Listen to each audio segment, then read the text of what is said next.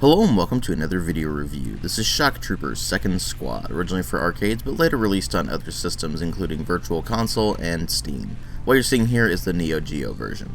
This is a top-down arcade-style run-and-gun shooter by Saurus and published by SNK back in 1998, and it's sort of the sequel to the original Shock Troopers. It doesn't have anything to do with it in terms of story or characters or anything like that, so it's really more of a sequel in gameplay mechanics only, which might have confused a few people when this thing came out, because this thing was not as well received as the previous game in the series. And it seems the demand just wasn't there for a third game in the series because there never was a third game. The series ended with Shock Troopers 2nd Squad. So let's go ahead and start delving into this thing and finding out what exactly makes it tick and why people weren't necessarily receiving it quite as well as the original. But of course, what really matter here are the story and the gameplay, although there's barely any story in this game whatsoever. The basic idea is that you play as one of 4 characters who are going up against the evil Dio mega corporation that is hell-bent on world domination with their massive super weapon of doom. And that's really all you do throughout the course of the game. You just mow down hordes upon hordes of bad guys, and there's not really any rhyme or reason to it. It's just they're bad guys, so you need to eviscerate them. And then you get to the final boss fight, and once you beat that, it basically says, congratulations, you've saved the world from the evil Dio Corporation. And if you're going to complain about me spoiling the ending for you, let's face it, nobody really likes the ending to this game. Well, to be fair, that could be extended to any game which basically has a congratulations you have beaten the game screen. Because it's a really cheap, lazy way of ending your game. So it very quickly becomes obvious that you have to rely on the gameplay to bring things up, and that's where things get a bit better. In some ways, this is the sequel to the previous Shock Troopers game. You have a selection of characters that you can run around and blast the living crap out of your enemies with. Each of them has a slightly different main weapon, and then they all have different special weapons. Special weapons consume ammunition that you can replenish by finding various ammo pickups scattered throughout the levels. You can find weapon pickups that will give you access to things like a flamethrower or a round shot that goes around in a circle around you, or you can find things like a missile launcher, and those do have limited ammunition supplies as well, but they're basically just power-ups. As far as basic controls go, you still have the same shooting mechanics that you did in the previous game, where you can strafe in different directions while still shooting in one direction by holding down the attack button, or you can release the button and start shooting in a different direction by moving in that direction and then holding the button down again. There's also a button that you can use to dodge projectiles, just like in the previous game. But there are a few differences between this and the original game. For one, you have power stocks that you can build up 3 of in order to level up your weapon. Eventually you'll hit the max level, which I believe is 3, and your weapon will be powered up to do more damage and have more spread on its fire and that sort of thing. If you take any damage, you lose a single power stock, which you can then pick right back up by just walking over it. And if you die, then you lose all of your power stock and you have to go and pick all of the ones that you drop back up after you respawn. This also brings up something else that changed. Now you have 3 lives before you have to get a new continue. This means that you basically have 3 chances to screw up before you have to put in another quarter into the machine. It may sound like that means the game is more forgiving. It's not. If anything, it might actually be a bit more difficult than the original game. And a major reason for that is the change that they implemented, where this is now almost a bullet hell game rather than just a basic arcade run-and-gun shooter. There are so many projectiles on the screen at once in so many sections that it becomes almost impossible to dodge them all. This wouldn't be so much of a problem if the characters didn't have very specific stats. For example, Lulu has the fastest speed of all of the characters, and she has arguably the best weapon, which is the spread shot kind of thing. But by the same token, she can't really take quite as much damage as all of the other characters can. And that's really not saying much, admittedly, because the enemies do an absolutely ridiculous amount of damage to you in this game. But it is worth noting. Regardless of who you're actually playing, though, you're still going to take quite a lot of damage, and those lives are going to deplete pretty quickly if you're not careful. And even if you are careful, you're still probably not going to be able to get through this thing on a single continue, unless you're just unbelievably good at dodging everything. But that's not all they changed. There are now only 4 characters as opposed to the original game's 8, so they've reduced that down to half. They also removed the team battle mechanic, so you can't select up to 3 characters and then start messing around with a switchable team mechanic. Now it's just you pick one character and you're stuck with that character. At least they kept 2-player co-op in there, because if they had removed that, then that would be pretty much sacrilege. But you would think that since they did put in more evidence for the stat system and there's only 4 characters that it would be more refined, right? Well, not really. Every single character does have a different main weapon and a different special weapon, but some of them are more useful than others. For example, Lulu has a spread shot that can hit just about anything on the screen.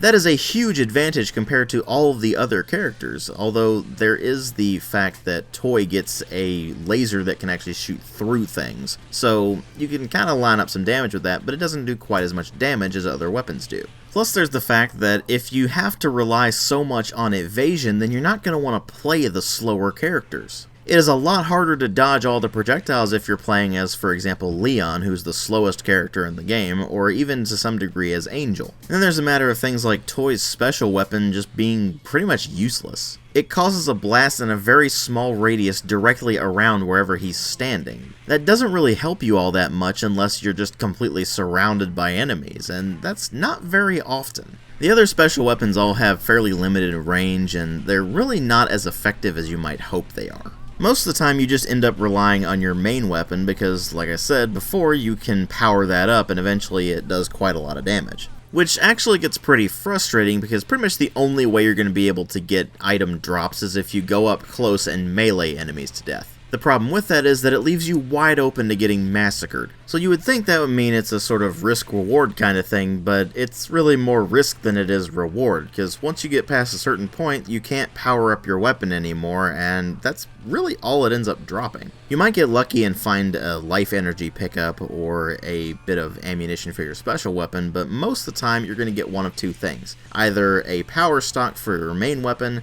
or you're going to find a letter. Now, if you find enough letters that fills in the letters that are listed right up where your character is, then you get a bunch of bonus points. But good luck actually collecting all of those, because more often than not, enemies will drop letters that aren't even remotely related to what you're actually trying to spell out. And if you pick up one of those letters that is not part of your word, then it actually gets rid of all of the letters that you picked up for that particular word, and you have to start all over again. Not to mention that whenever you die, that also resets, which means that I've actually never managed to get that to work. And that really does bring up something that is, I think, the main problem with this game. It may be well-intentioned, it may have a bunch of mechanics that may be seen as an improvement or an advancement of the original Shock Troopers, but they're not realized in a way that really works well. For example, the weapon pickups that you can find are actually somewhat inferior to your main weapon because once you've powered that up, then it's going to do pretty much the same amount of damage that any of the special weapons that you pick up is going to do. And why would you pick up a flamethrower if it has a more limited range than your main weapon, for example? And there's no reason at all to pick up the round shot because it's just a liability more than anything else. You're almost never going to hit anything with that. If anything, the main useful weapon pickup is the missile launcher, which shoots out a spread of missiles that goes out and actually does a fair bit of damage. But other than that, there's really no point to all of the weapon pickups. The addition of rideable vehicles may seem like a great idea at first until you realize that they're really not as useful as you might think they are. There is one that can shoot out a spread of bullets in a circular pattern that's particularly useful, but other than that, if you just hop into a tank, it's really not that great. To do any real kind of damage with it, you have to charge up the shot, and that leaves you wide open to taking lots and lots of damage, so that's really not the best idea. And that's really the case with all of the vehicles. Every single one of them has to have the charged up shot to do any real amount of damage to things, unless you're just going and mowing down tons and tons of the basic goons. But even then, you're still going to take quite a lot of damage, and you're ultimately not going to find that the vehicle is all that useful other than simply preventing you from taking damage. Because as long as you're in a vehicle, the vehicle will take damage, but you won't. So that's, I guess, the best use for them as a sort of armor pickup. Statting out all the characters seems like a good idea on paper, but it means that pretty much everybody's just going to gravitate towards one particular character or another, and most of the time that's probably going to be Lulu. Because in trying to make the game a bit more difficult, they actually ended up making it somewhat BS, so that you have to constantly be dodging a ridiculous amount of projectiles. On paper, it looks like they refined the character roster down to 4 characters that are supposed to be more unique, but in practice, you end up with just less content than the original game because now you're limited to 4 characters instead of 8, you don't have the team battle mechanic, so you can't just swap in and out of characters, and then on top of all that, you have that stat system making things actually not work out well in favor of it having a reduced roster.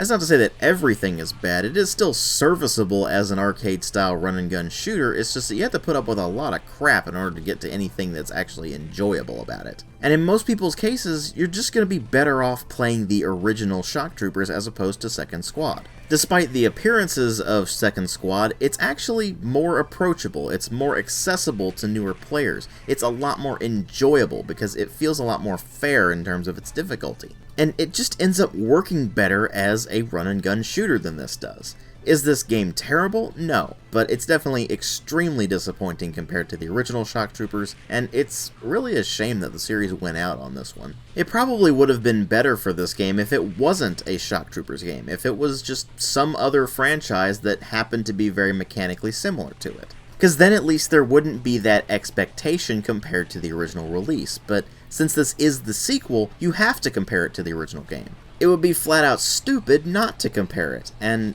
in almost every metric, Second Squad just ends up being incredibly disappointing compared to the original.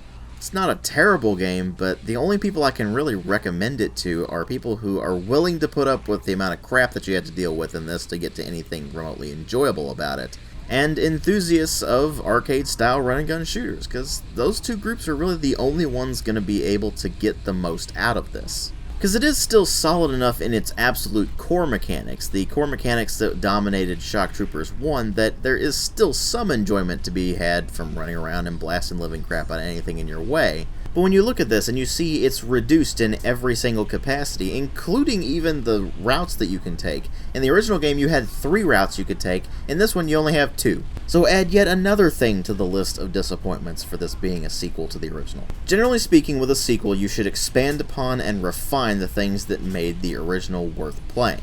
That wasn't what happened here, and while the original Shock Troopers ends up being something of a timeless classic, this one is probably better left forgotten. I will still have a link in the video description box where you can pick this up on Steam if you are interested in playing it, but I really can't recommend it. Thanks for watching.